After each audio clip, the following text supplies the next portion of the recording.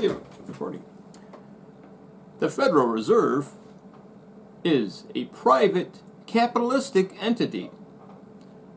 The U.S. Treasury is a public government entity.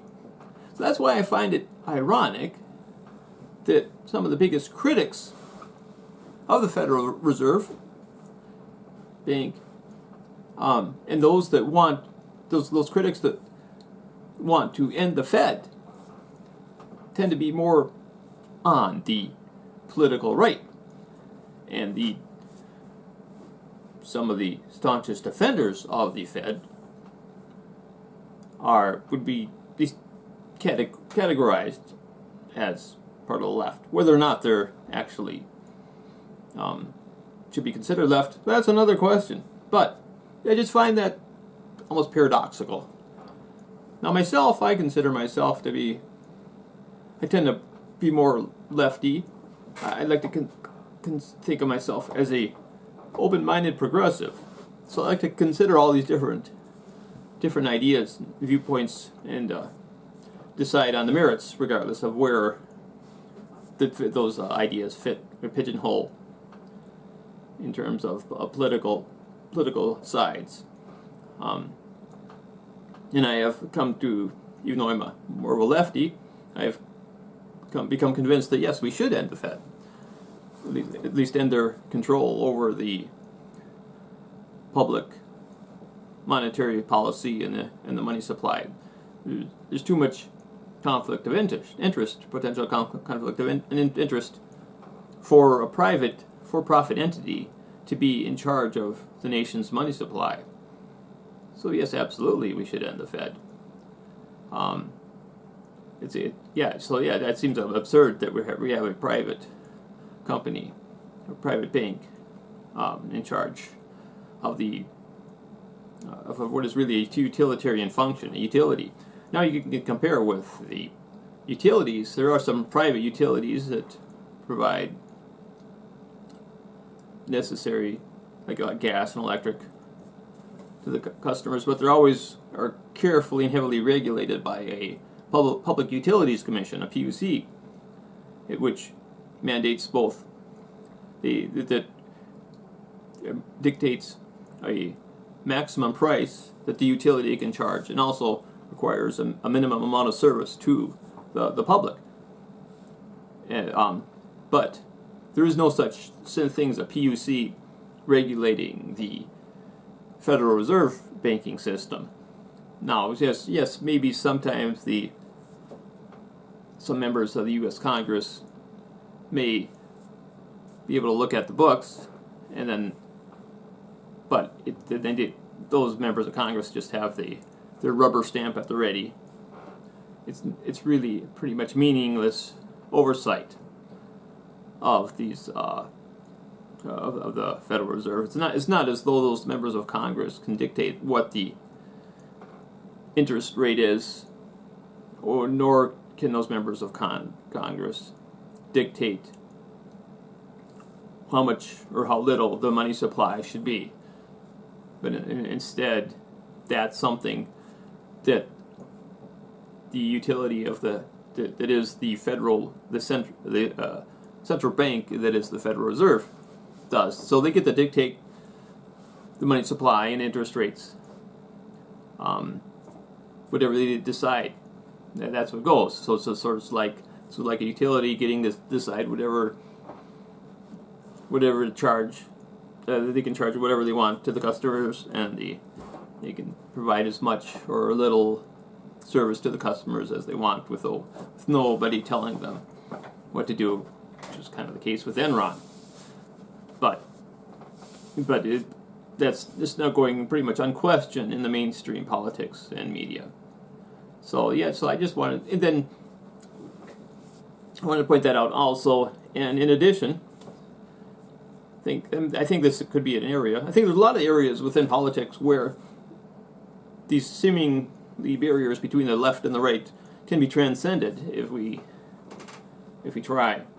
And just so we can point out that the same reasons why the U.S. Treasury, a government entity, is better, does a better job serving the public in terms of the monetary policy and the money supply. Though those same reasons apply to other areas of the governing the public and ordering society. So it's not. So if it works there, why can't it work in other areas? That's what I ask the people, the right-leaning people who tend to be very critical of government. But saying, if the government can't do a good job in some other areas, why do you think they can do a good job as controlling money supply and setting monetary policy? And I mean, the reason I've heard this defended for the controlling the monetary policy is for the government. The government can do that is because there is accountability in terms of elections. They can vote out the people who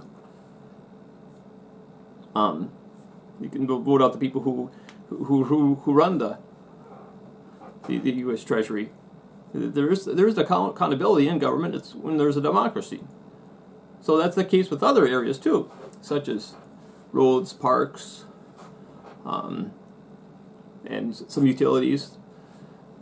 So yeah, I'd like to see an expansion of the public sphere into other areas, in addition to where they are now. And I think that can be for the same reasons that the government should be running monetary policy. The public, the government should also be running things like broadband and also pharmaceuticals.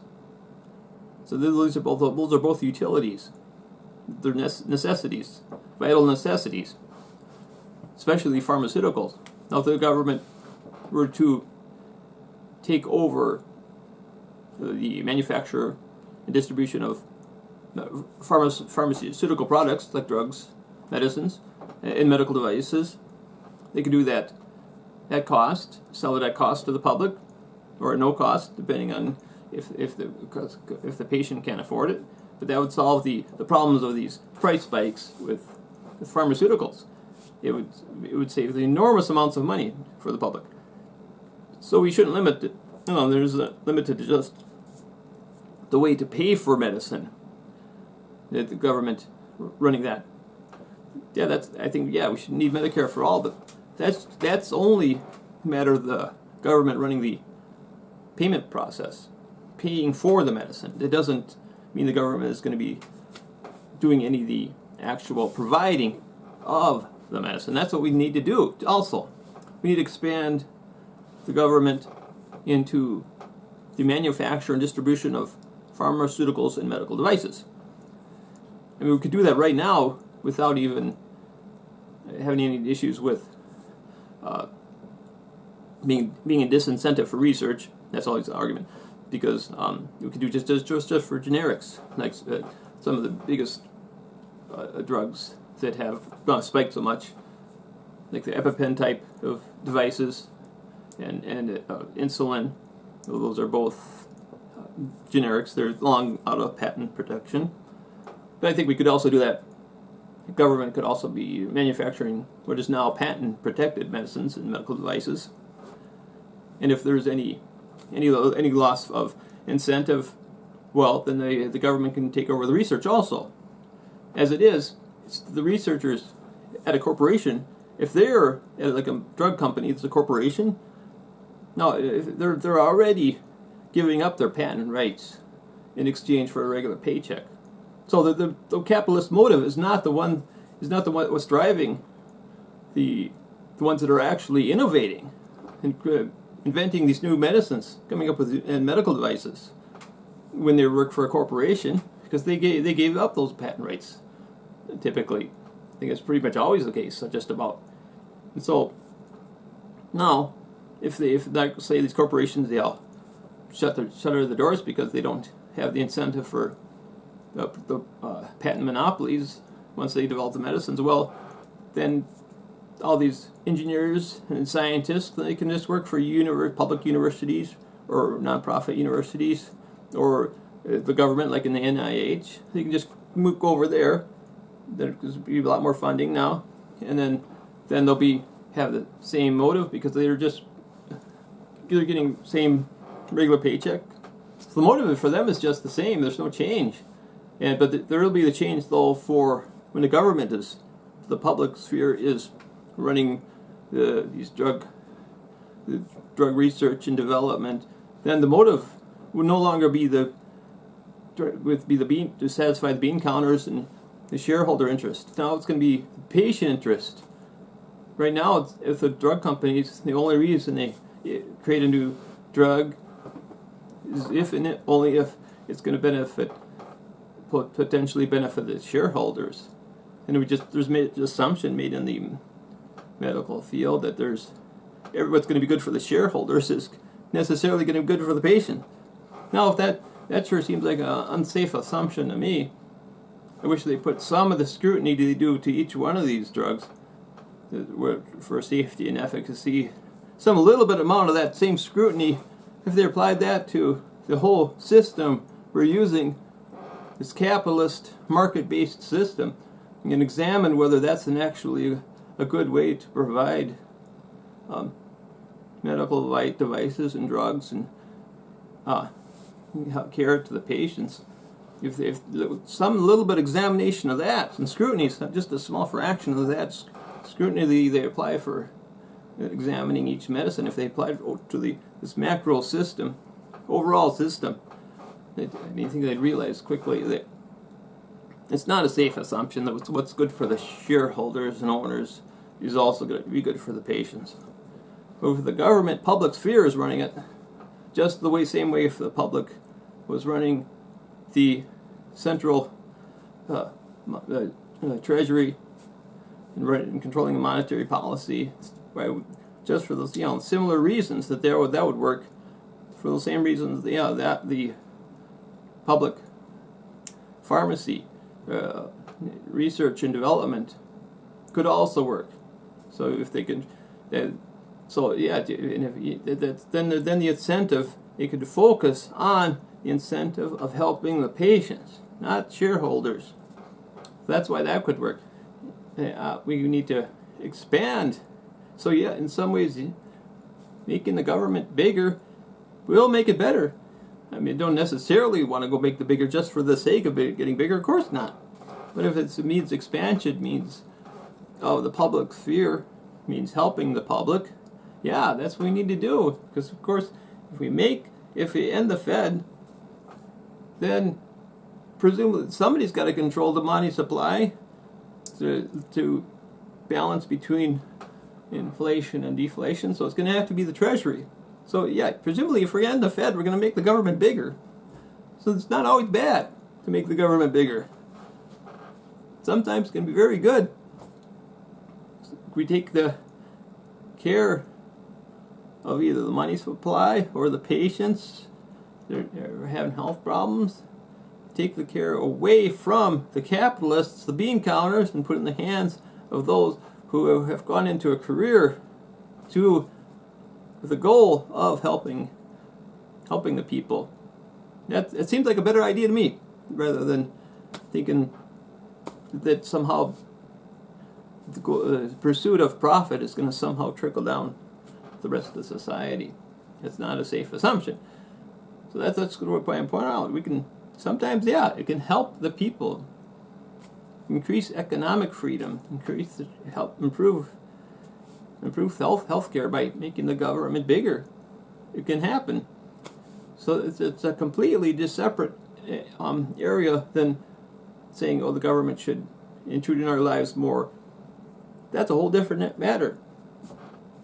I don't think we should get bigger in that area, especially in the matter of narcotic drugs. The government should get smaller in that sense.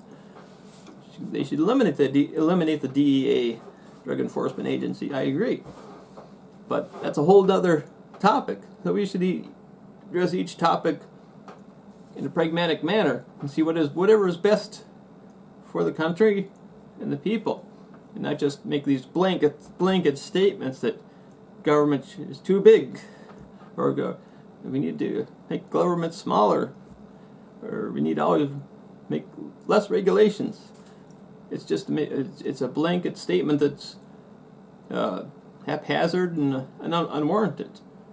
If it makes it better for the people and increases their freedoms, improves their economic freedom, then yeah, we should make government bigger.